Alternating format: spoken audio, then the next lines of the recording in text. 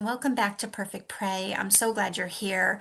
I'm really excited today to have journalist and author Rich Cohen here with us today to talk about Murder in the Dollhouse, which is the story of Jennifer Dulos. Many of you may have heard this story. Jennifer Dulos was a woman, a mom in New Canaan, Connecticut, who was murdered by her husband. And what's really interesting about the story is, again, there's a lot of money and wealth are surrounding this situation. But if you read the book, the trajectory of how the coercion and control ended up taking her life, and that Fotis Dulos had a plan. There was things that he was looking for, and if she was not going to be able to oblige that to him, then he was going to have to do more than psychological tactics of abuse, more than weaponizing the children. He was going to have to move on to other aspects of coercion and control, which, as we all know, was murder. The reason why it's important to have this conversation, besides, of course, everything that Rich covers, is the idea that this was the impetus for Jennifer's Law in the state of Connecticut. So we have Jennifer's Law that was named after Jennifer Dulos and Jennifer Magnano. Many of you know that I was the first person to testify for this piece of legislation, and that the reality is that we called it Jennifer's Law with an apostrophe after the S because it was named for every Jennifer that's been murdered in the state of Connecticut. It codified coercive control as a form of domestic abuse. In this way, victims and survivors did not have to suffer physical violence in order to actually be considered a victim of violence.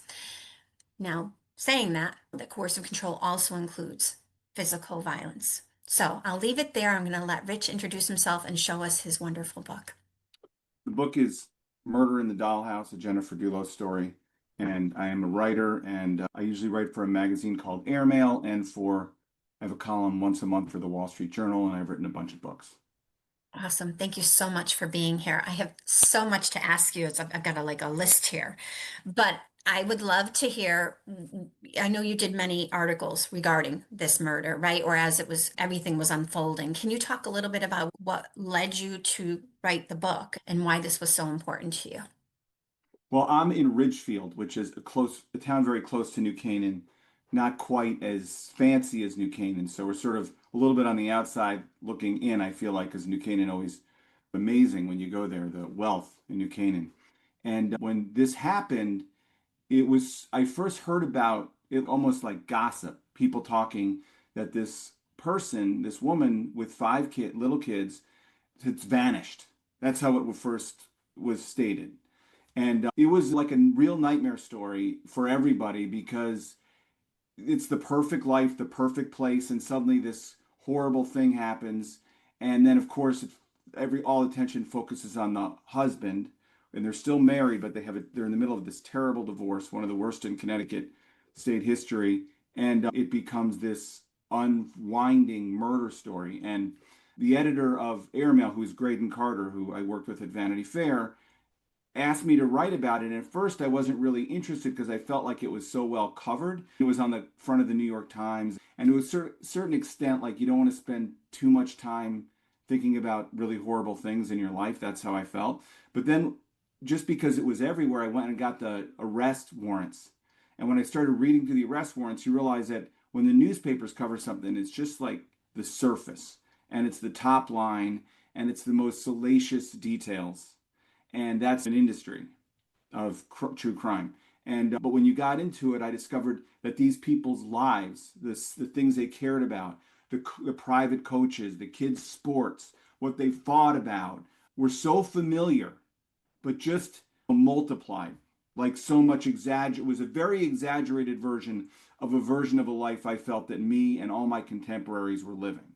And then the fact that Jennifer is the same, and Fotis Dulos, same age as me, same kind of schools. And then as I got into it, I discovered actually we had a lot of the same, me and Jennifer had a lot of the same friends because we were from the same world. And I was very good friends with somebody that dated her, and I knew all these people that knew her very well. And I didn't really realize it because, of course, she had changed her name. Her name had been Jennifer Farber. She was from Brooklyn Heights, went to the St. Anne's School, and went to Brown, where she first met Fotis Dulos. And all that is sort of in a similar, very familiar milieu that I travel, just slightly off. Yeah, yeah. And I appreciate that all of a sudden it felt like you really wanted to dig deeper. You wanted people to Yeah. know the intricacies of the story, right? And sometimes the details in the story actually lead us to understand what could have really happened here. This isn't just a murder. This is about someone literally spending his entire life when he was with her, coercing and controlling her. That's how I saw it when I read the book. I think about the children in this family system. I mean, Petros, right? This idea that these children were coerced into doing the sport, the water skiing that he really wanted them to do. I see this all the time with my Yeah. clients, where a parent will become either will project onto the child the skill set they want the child to have that they didn't have, or will want the child to emulate them and then shame them when they don't actually meet the needs of that abuser. And that's what he was very clearly doing that within the family system. And she was trying to protect the children from that. Does that No, sound? and Yeah. actually, it's interesting because the sports parent part of it, I wrote a book not long ago called Pee Wee's Confessions of a Hockey Parent. My parent, I played hockey growing up, and my parents could care less about it. They would prefer if they never ever had to step into a hockey rink and they didn't really want to know what happened. They didn't care. And now this generation, again, it's my generation. It is so important. And being a hockey parent, I realized a couple things. One is I always thought when people put stuff onto their kids like that, like Fotis Dulos did with his kids, it's because they're trying to have their kids live the dream they never fulfilled. But that's really, I found out when I became a hockey parent and started to know people, that's not it. It's because when your kid excels at a sport, your status goes up. It's about Hmm. you, Hmm. your life now, not them. And Hmm. Fotis Dulos, by his kids winning, felt like he was lording it over everybody else and he was superior. And he even got his kids to cheat, which is in the book, which Yes. he got them to play below their level Below, because it's a below the. sport like where you have different levels. So they go down in a level, compete with less experienced water skiers. So they would be guaranteed to win. And there's a term for it I never knew before, which is called sandbagging. And it's a real sign of a crazy need to win, even when the venue is kids' sports. There used to be a game, there used to be a thing on MTV where people built little robots and they fought each other. It was like that's how his kids were. They were like little vehicles of his desire. And Jennifer was doing the best she could to one, steer clear of that scene, not go, two, protect her kids from the insane amount of water skiing he was having them do. And the weird thing about it for me is it's water skiing, which I don't even really think of as, I think of as just a fun summertime activity. Right. It's weird to take, Right. it's like forcing a kid to eat cherry pie until he explodes. The fact that it is something that's strange to me that I associate with summer camp really emphasizes how weird it is. And then one more thing about being a sports parent, which is I remember when my kids would play hockey, I would find myself losing my own sense of sanity and getting so involved. And then your kid or some kid goes down, gets hit, and gets laid out in hockey terms. And suddenly you're like, what am I doing? Why am Right. I even doing this? It's so stupid. Yeah. And suddenly you do not care at all. Like all the stuff you cared about, you just realize is dumb. And I think that that's a place probably Fotis Dulos never ever got. And Right. it's like an instinctual thing, which is suddenly realizing that your priorities are completely out of whack. And I do feel like you're right. I feel like from the moment he met her, he was controlling her. And to some degree, she relinquished control. She gave him a lot of control. And then when she tried to reassert her own control, he couldn't handle it.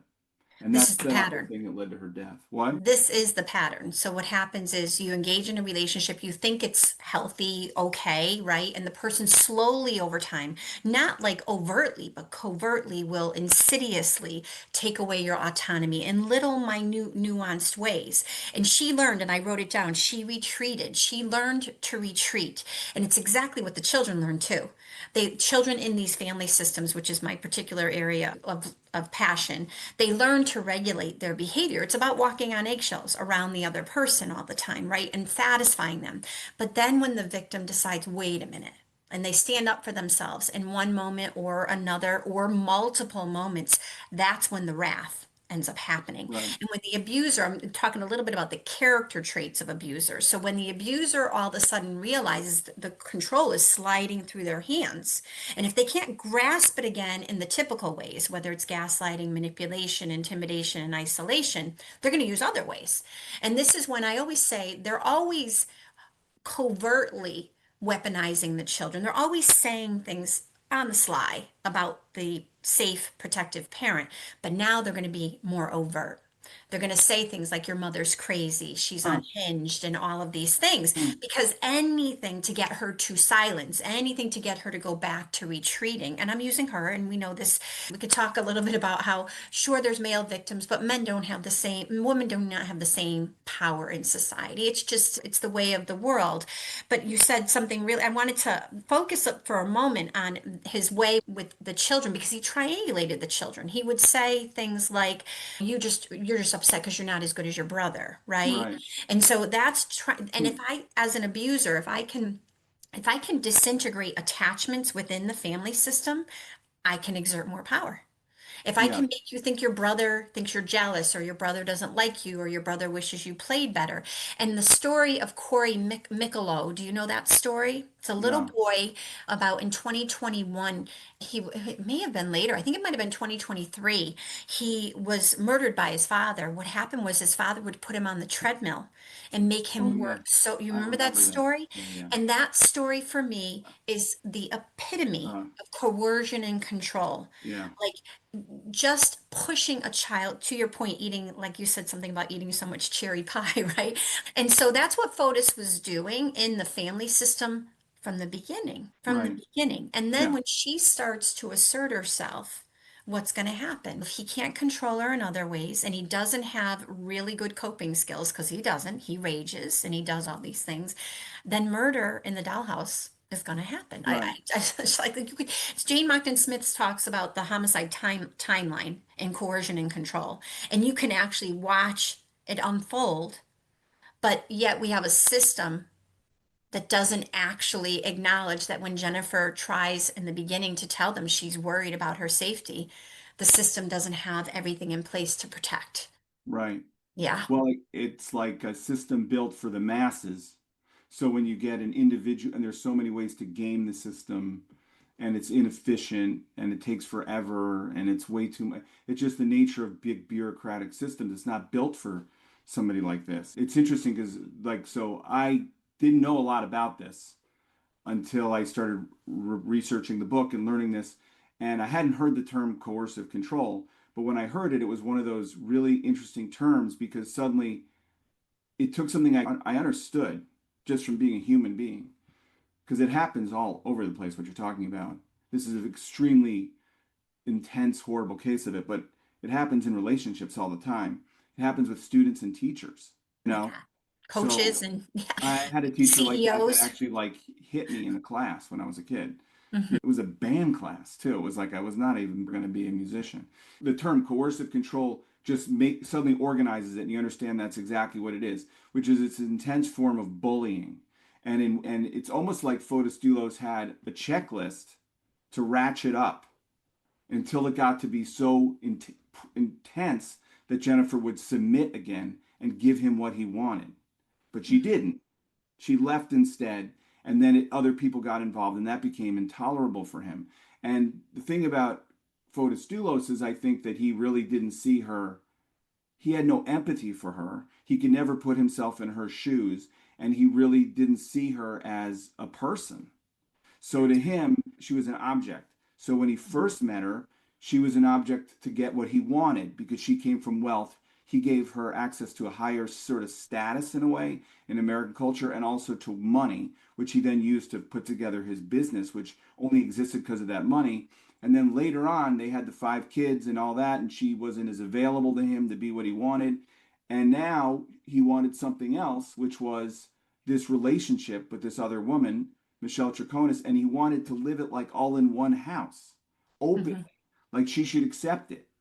Mhm. And when wouldn't go for that, then she became an obstacle again, but now in her way. And then that set off the thing first to intimidate her and eventually to kill her.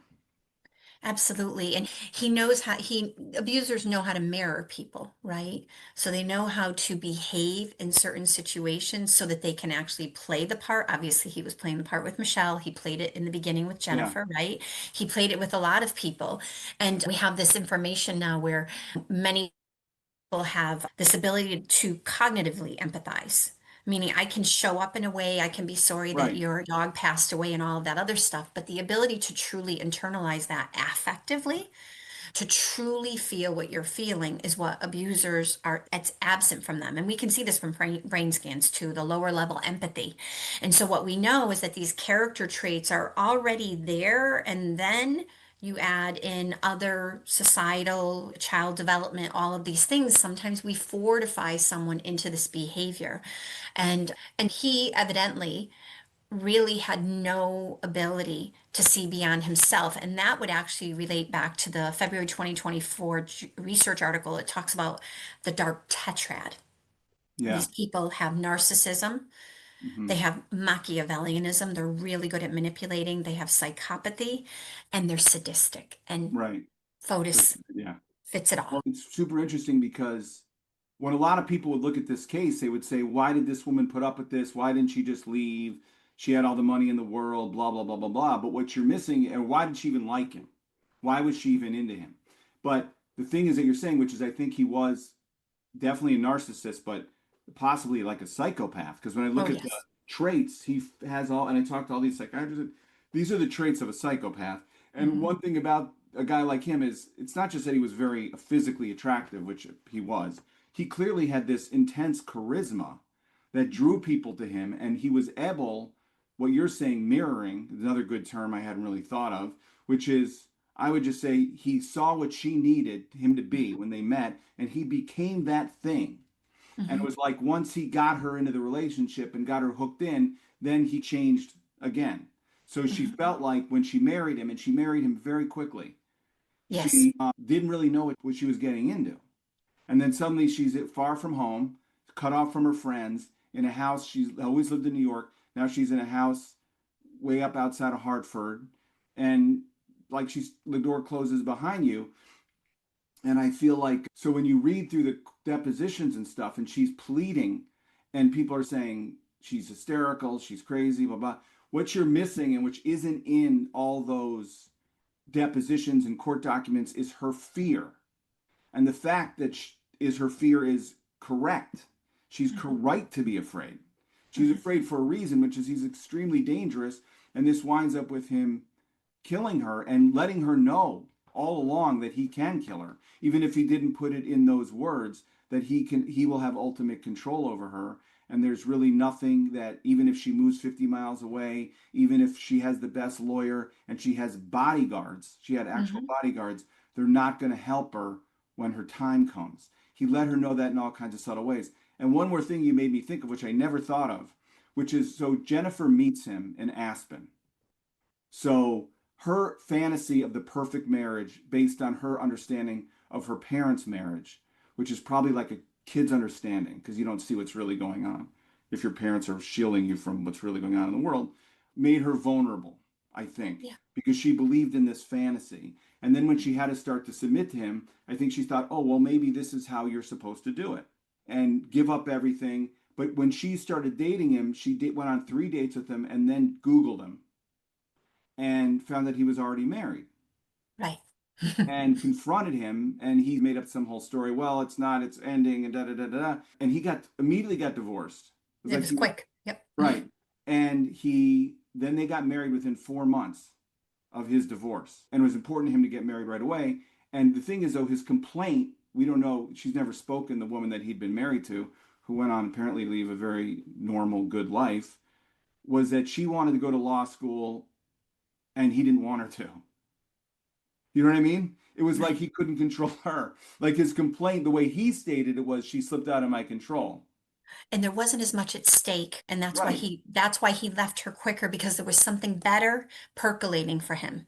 right. Something better, some advantageous situation that would offer him more of what he wanted and desired. I want to come back to a couple of things you said.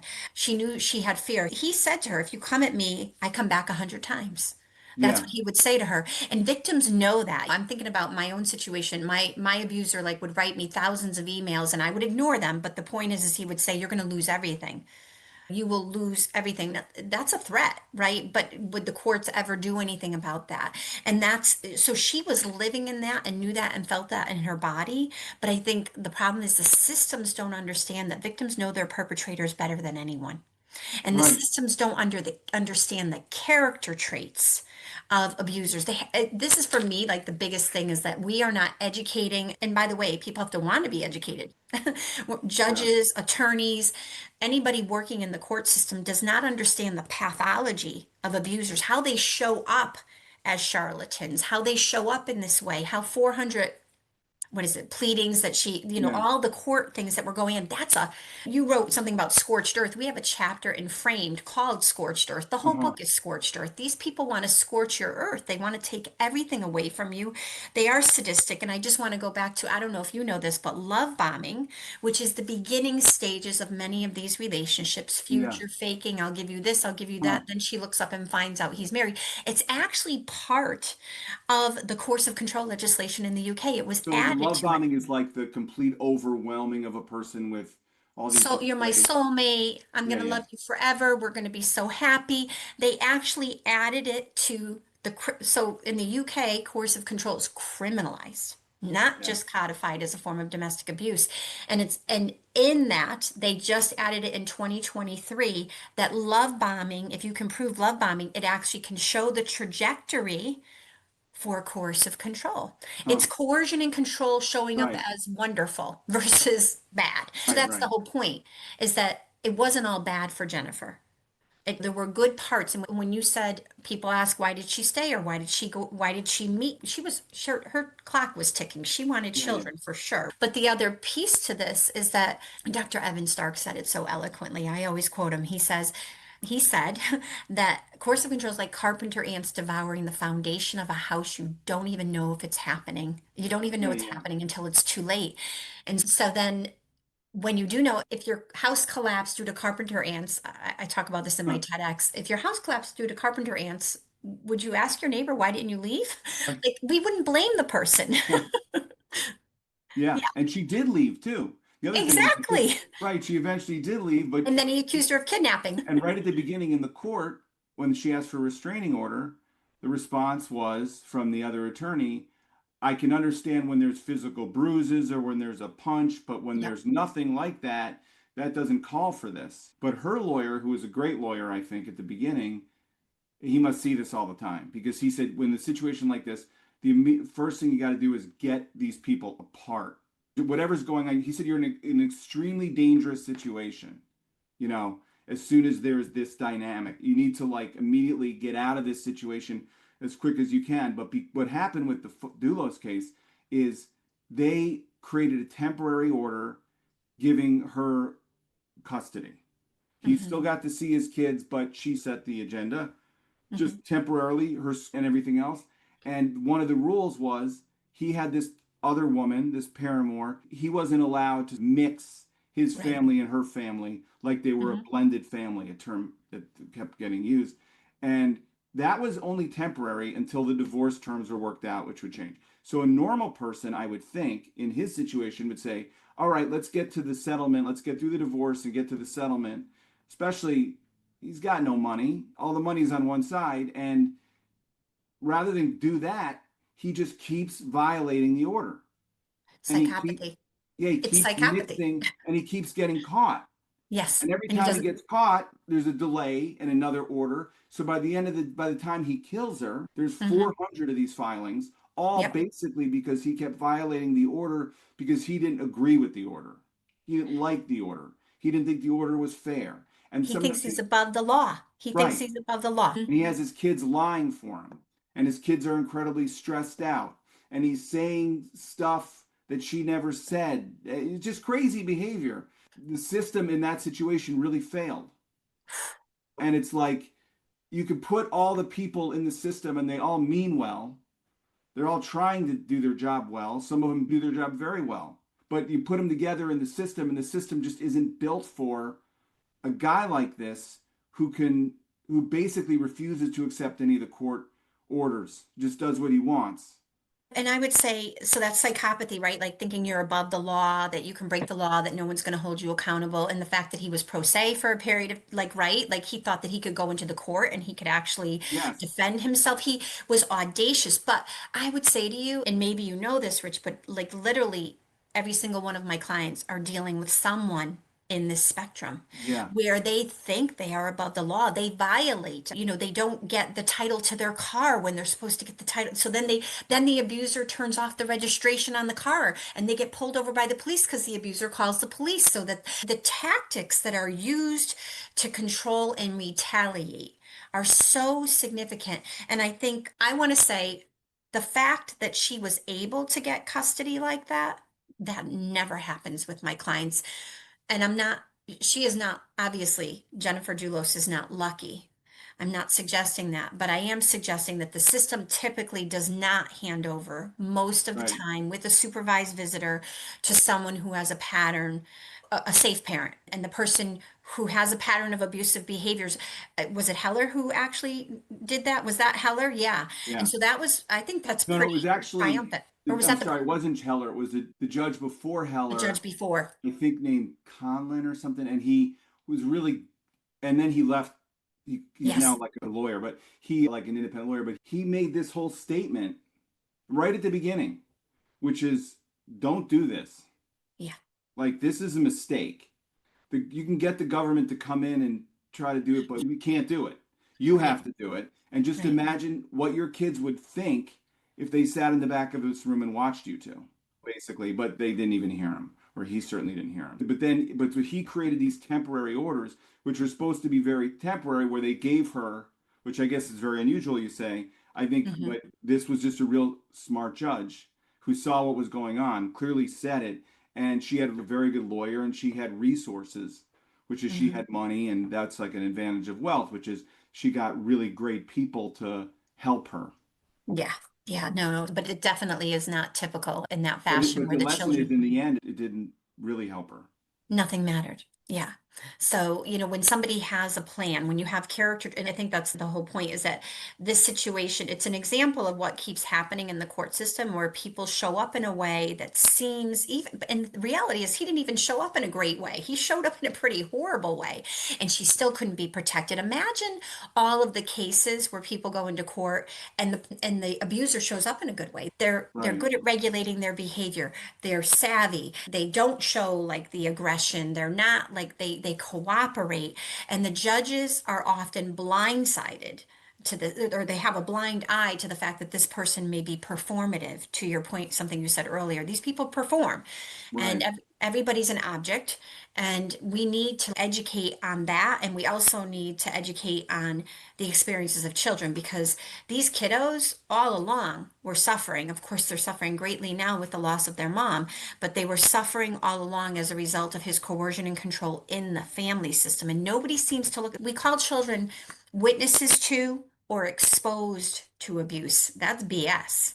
They're not witnesses to or exposed to it. They're literally experiencing it in their body. And Right.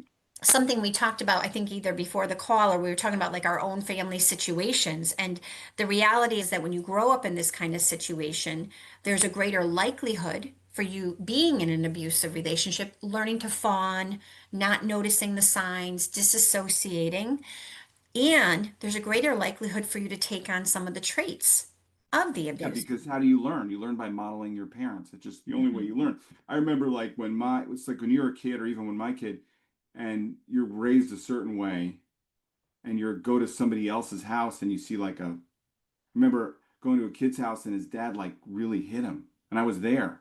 I was like, I want to get the hell out of here. He didn't spank him like lightly to punish him, like he kind of beat him up. Yeah. And it was like I never wanted to go into that house again. It's like a scary place, and I hated the guy after that. But so you don't really know what's going on in other people's houses. And a guy like Fotis Dulos could present himself one way out in the world, but then in his house you're getting a completely different thing. And but the thing is, like, you're right, which is he did show his real. A lot of people that I meet saw his temper, saw how quickly he was to fly off the handle, and for a guy that had no empathy, he had a lot of empathy for himself. So the one thing that goes through all this is the whole entire time he's feeling sorry for himself. He's feeling self-pity. And I think the thing that shocked a lot of people is he did an interview after Jennifer's disappeared and clearly been murdered. Okay. And first they're arguing that, and he's part of this, the lawyer, that she ran away like the movie, the book Gone Girl, which is so insulting because not only have you killed her, now you're saying she's going to abandon her little kids, which is just Mhm. very defamation. And then he's on TV and he says that it's such a horrible situation and he suffered the worst. And the interviewer has to repeat it because aren't you forgetting about The the children, dead person? the dead person. Yeah, or the children. Yeah. Yeah. But that's how he saw it because he was the only, it was all something just happening to him. And it's his, but what's a mystery to me, and maybe you understand it better, is his ability to continue to attract people. So even when he's been arrested for murder, let out on bail with the anklet, very high bail, this woman from his past shows up to join him and pay a lot of his bail. That doesn't make any sense to a lot of people. Like, all I can think is it must be some desire to be at the center of some kind of action, or I don't, or maybe it's just whatever charisma drew people in the first place is continuing to draw people up to the end. But I would say it's like a cult. I would yeah, say that he has a really great ability to indoctrinate people into believing that he's this type of person. And the reality is that Jennifer saw at some point that he is not that person. And right, now she has to pay the price. For some people, that's a loss of a house, their career, their children. Abusers take away children very often from protective, safe parents or their life. And so Jennifer saw it, he had to retaliate. And that speaks very clearly to the level of pathology he has. He's not like he's a 10 out of like he's a 10. He's up there. And the psychopathy is so significant because he actually thought he could get away with it. When I remember seeing on the news about the drop-offs in Hartford, I remember thinking, did he really do that? Like, how dumb could you be that you right, would think that you would not get caught doing that? So there is a part of him that just literally thinks that he is totally above the law, that he's never going to get caught. And so she saw that. But this other person, whoever he had a life with before, never saw it, never right, really experienced that, and just thought he was Fotis, the Fotis that everybody yeah, liked, yeah, quote unquote. It is like a cult. We say that all the time. This idea that people get indoctrinated into it, and that's why victims stay, because sometimes they're believing it's going to get better. Biderman's Prisoners of War study, which is utterly amazing, and how during the Korean War under communist regime, you could get you could watch the prisoners all the go from saying, nope, I did not do that, to being so worn down over time that they're like, yep, you're yeah, right, I did it, I'm sorry. yeah, It's yeah, crazy. The human condition can easily be manipulated. It's crazy. And yeah. she, Yeah, mhm.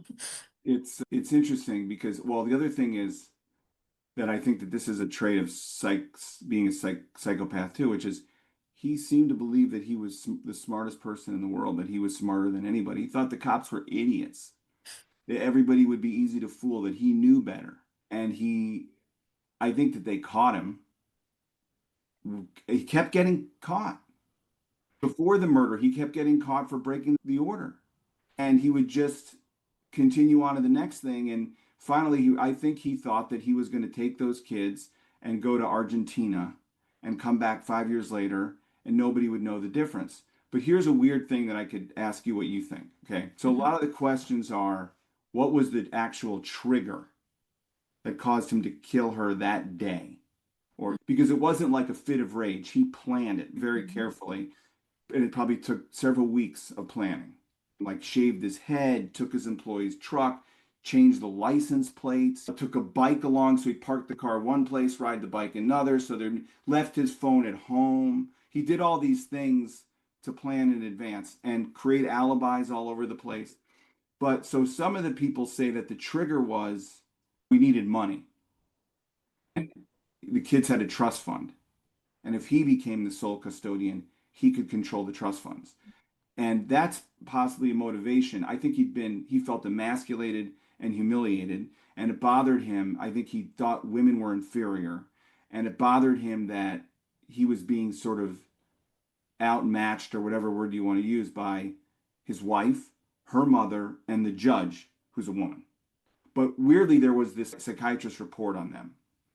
And apparently, which never been, it's sealed, but some of it leaked. And we know people's characterization. It basically was more favorable to him. I know. And it was going to say that she's addicted to the struggle. She has irrational fear. Okay, so everybody's like, well, the thing was turning his way. But weirdly, I think that in some way that triggered him because it told him his anger was justified, that he was right. It gave him, it said, you're right, you are being treated unfairly. And in his head, it was like, I need to deal with this right now because this is somebody outside coming in and telling me that I've been treated unfairly. And I think that report, when it came out, and the fact that he acted almost immediately after that report came out, and the night before he went out and had a little dinner party where they toasted new beginnings and drank champagne. I know. Yeah, yeah. So, So for me, when I think about the psychological manifestations of these people, like how they behave, first of all, I want to go back to what you said about the psyche eval and the guardian ad litem, because you probably know this from the work maybe that I do, but there are a lot of people in the system who do get payoffs. yeah, There's collusion. And so GALs are not always unbiased. I think what we know is that if you're a guardian ad litem and think there's abuse going on, that sometimes it's career suicide to actually try to protect the children. So you go with 50-50 and you just right. hope for the best. And this is something I see all of the time in the system. So I think for the psyche eval too, I was so startled by that. My brain immediately went to collusion. My brain went immediately to someone paid off Uh-huh. for the psyche eval, paid off that person, because there's no way that any rational mind would look at the dynamics of this relationship. And this is something I educate therapists and attorneys and coaches on this. The bottom line is I was on Amber Heard's amicus brief for her Hmm. appeal. She ended up not appealing because if you look at the dynamics of the relationship from the very beginning, there's no doubt about who had control. There's no doubt.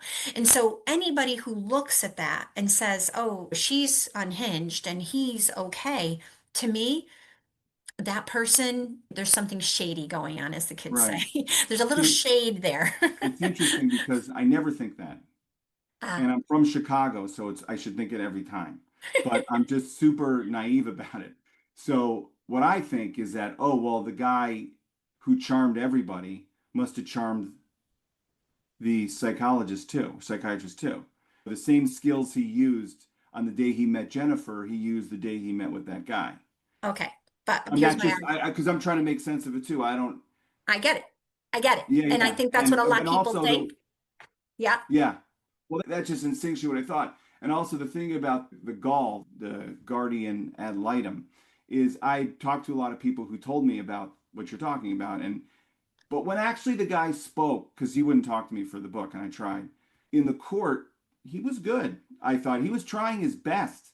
Like he was saying, this is a bad situation. He's got to like turn it down a notch. He's acting. He was saying it. He I was didn't. going, yeah, but it didn't Yeah. matter because it was like a train that's just running down the track. There's no way to, it seemed like it's stupid because it's a whole human construct. You should be able to stop it, but it's like a runaway train. Like it doesn't matter what anybody does. It's ending with him killing her. That's the feeling you get, probably because we know what happened, but it's like very scary because you can see what's coming up ahead. That's Right. why I really didn't want it to be this book to be like a mystery book where you didn't know what happened. We know what happens. And we Yeah. know when this happens, it's like always the husband. I mean, I guess there's one in a thousand, one in a million. Everything can happen that can happen. As a Cubs fan, we say everything that can happen statistically will eventually. But 99.9% of the time, it's going to be the husband. And then and he actually said on TV, I know it's 95% always the husband. I don't think it's 95%. I think it's 99%. He said, I know it's 95% the husband, but I'm the other 5%. There you go. Yeah. Yeah. And so I want to go back to, the GAL I didn't have that feeling about.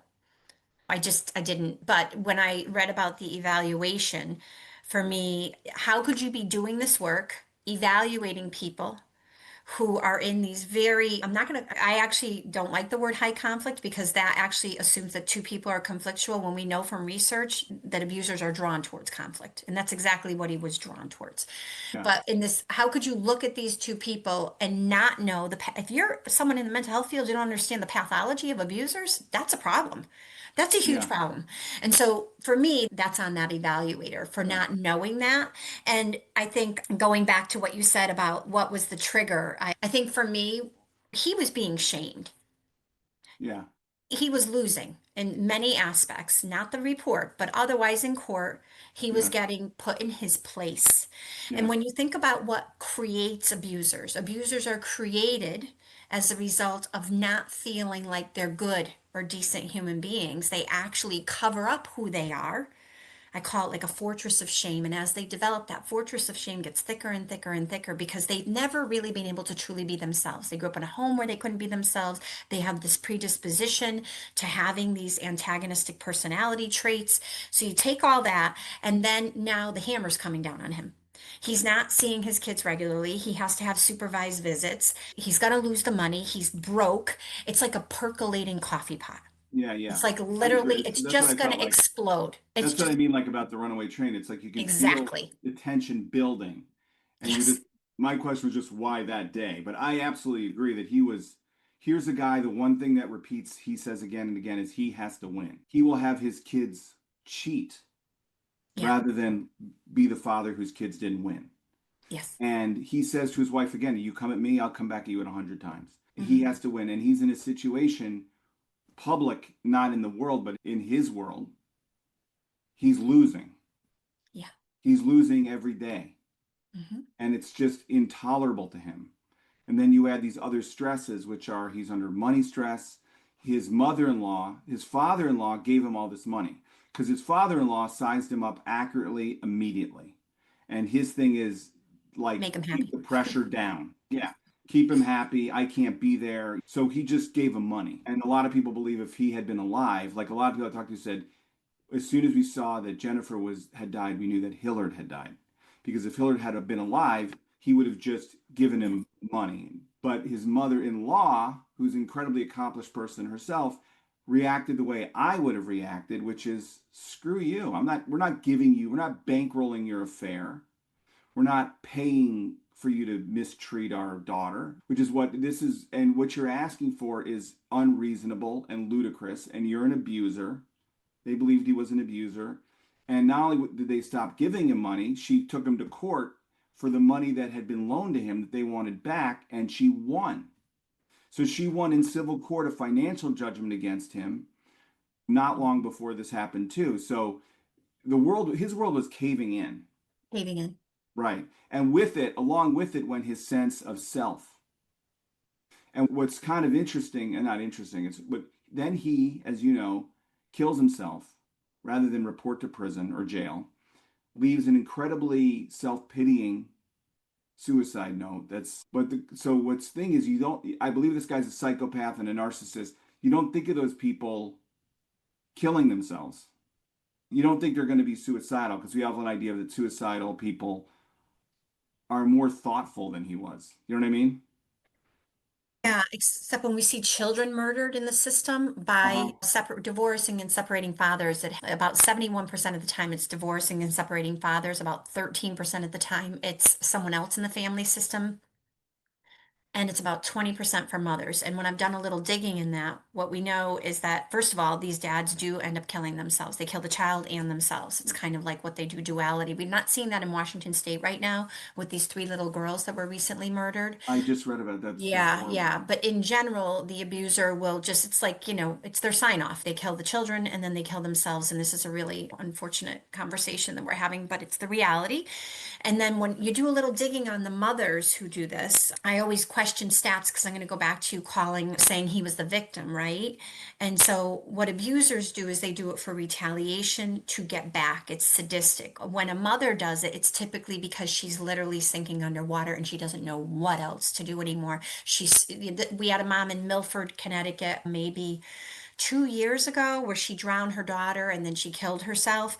And if you look, the next day she was losing her housing and her daughter was going to go have to live with the abuser. So it's like a sinking ship for them. But, and I want to also like just a little bit because you keep saying it and you're absolutely correct. And it really is clear in the book. I love the trajectory you create because it's this idea that you can see in slow, it's murder in slow motion. Yeah. You can see it occurring. And again, the homicide timeline, if they had done the homicide timeline on Jennifer, they would have known she's not safe. Her kids are not safe. The next thing he would have done, oh my gosh, maybe he would have fled with them, but he had the capability of objectifying his children in a way that would be a significant harm. Yeah, Mm. that's my belief. But Yeah. It's yeah, terrible. And it's like there's this movie, maybe old movie called A Place in the Sun, okay. which is based on the book An American Tragedy, which I think is based on a true story. I just know it's like 800 pages. I had to read it in college, so it's like the only 800-page thing I ever read, so I always remember it. But the movie's great. It's with Montgomery Clift and Elizabeth Taylor and Shelley Winters. But Mm. it's a kind of a story like this. It's a horrible story. But every time you see it, and now I know that what's going on in the beginning is kind of love bombing. I didn't really recognize it now that you have that word. Every time I turn it on, I have this weird idea that it's going to end differently this time. Ah, Even though I know it's a movie made 50 years ago or 80 years ago, it's never changing. Some part of me thinks this time things will work out differently, but there's an inevitability to it that makes it sickening. And right. that's what I felt about as I got into this, which is you can see it coming from a mile away. And she's screaming that it's coming. Now, that's Mhm. why at the beginning of the book, I put this Kierkegaard quote, which is, you only understand your life backwards, but you have to live it forwards, which is she didn't know what was coming. She Right. didn't know the person she was marrying was psychopath. By the time she did know, it was too late. So all her decisions, we're looking at all people look at the decisions that Jennifer Dulos made, knowing what the end is. But if you don't know what the end is, you can't understand why she made the decision she made. Right, right. And I think maybe on that note, we can maybe finish up a little bit, but I think what you're really speaking to is that the institutions should really understand this because if we had a greater knowledge about what this looks like, we could actually prevent it. People don't realize that more women have died. There's just like so many statistics. 35% of women suffer violence in their lifetime. How many of them are suffering abuse that's not physically violent or sexually violent? And how many children are living in these homes? The intergenerational trauma that is totally preventable. And it brings Yeah, me back to Jennifer Mignano because whenever we talk about Jennifer Dulos, I know the Mignano children. And whenever we talk about Jennifer Dulos, her case really got elevated. And there's their mom, Jennifer, in Terryville, Connecticut, that we don't really talk that much about. She fled in the middle of the night, went to California to a shelter. He accused her of kidnapping. The Connecticut State Police forced her to come home with her uh, three babies. And when she came home, she went into her home, which is where she was supposed to go. He was waiting for her, and he uh, murdered her in front of her three children. And the reality is that the systems, if we don't, people get angry with me for saying this, but the systems are complicit.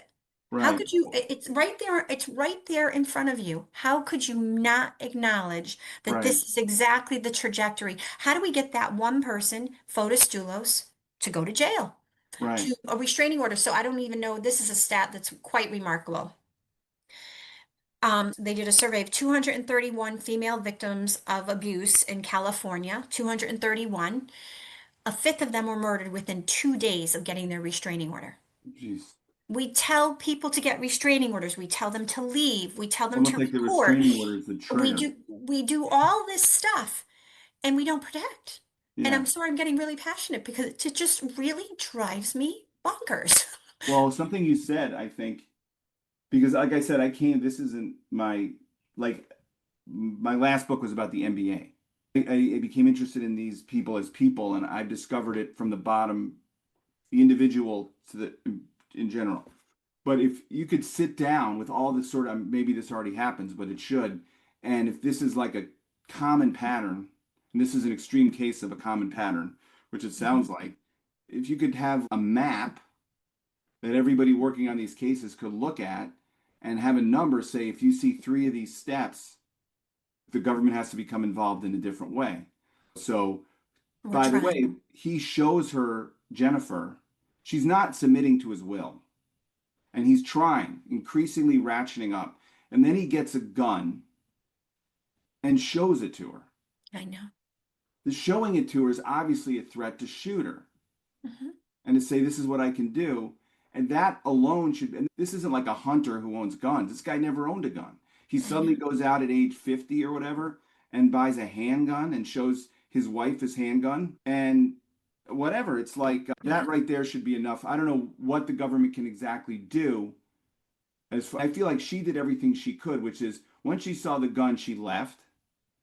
She snuck out, like you said, like the other Jennifer, and she went as far away as she could go in Connecticut because she had to stay in Connecticut, and she got bodyguards and everything. But the system, it was. I just believe that the system's not built. It's not built for a psychopath. And it should be. And it Right. should be, because there's enough of them out there. There's enough of them out there. It's every single one of my clients is dealing with this. And my ex left bullets on a desk when I came into the house to visit. And my children knew we had a gun in the house, and he told them, "Don't tell your mother that that we have a gun because I don't trust her." He was taking them out target shooting in my yard, and I didn't even know there was a gun in my house. So this is the story of every single, as My Hill and colleagues talk about, coercive control is the golden thread. And I don't even like the word golden. It should be called the black thread that leads to violence and death. And that's the conversation that we need to be having. And I appreciate so much you highlighting this, because and we need more, frankly, more men in the field talking about this. And so can you tell people where they can find you? And I'm on all the usual. I'm on Instagram and X, I guess it's called, though I don't want to be. And that thing's like X is like a swallowing poison every day when you go on that website. So, but I'm on it. It's Rich Cohen 2003, which is, I always tell people it's the year that I peaked. And I have a website, author Rich Cohen, set up by my son Nate Cohen. Awesome. Can you show everybody the book again? Because we want everybody to see the timeline. I personally feel like this takes Jane Monckton Smith homicide timeline and does it in a story, a complete story. Yeah, well, And so I've always believed that's the only way you learn is by stories. it's great. You know, It's awesome. and I really appreciate talking to you and learning from you. Like, this is very clarifying. And it's incredible the power of a phrase, coercive control, to make sense of everything you've seen, but you haven't had a word for.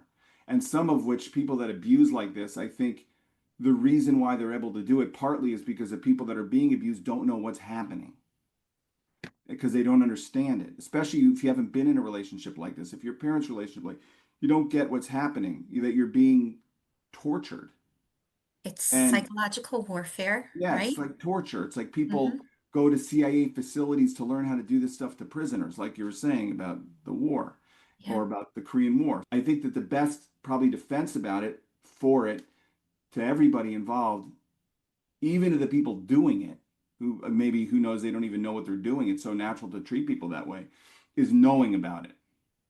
Absolutely. Know what's being happening to you and know what you're doing to people. And if you can know it, you can recognize it and you can get out of these patterns. Everybody gets stuck in patterns. My father used to say the only difference between a grave and a rut is a couple of inches. So you got to get out of the pattern, switch the pattern. And the best way to do that is to know it, to understand it. And I think that's what you're doing. And you're teaching me about it. And I thank you. I appreciate it very much. And I hope for everyone listening, this has been extremely validating for you.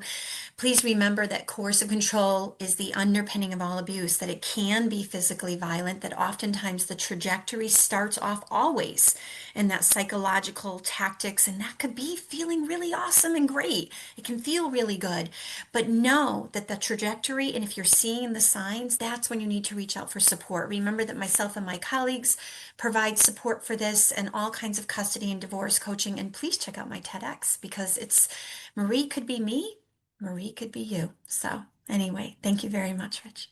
Thanks. Thank you for listening to Perfect Prey. You can find the show on my website at iknowyourheart.com or coercivecontrolconsulting.com, or subscribe to the show wherever you find your podcasts. I'd love your feedback, and I'm always looking for ideas on how to continue to expose coercive control as the significant harm and child abuse that it is. The best way to support the show is to rate and review Perfect Prey on Apple Podcasts. It helps others to find us. Perfect Prey is written by me, Dr. Christine Cocchiola, and with the help of my amazing assistant, Sheena Pastor. Thank you, and have a great day, everyone.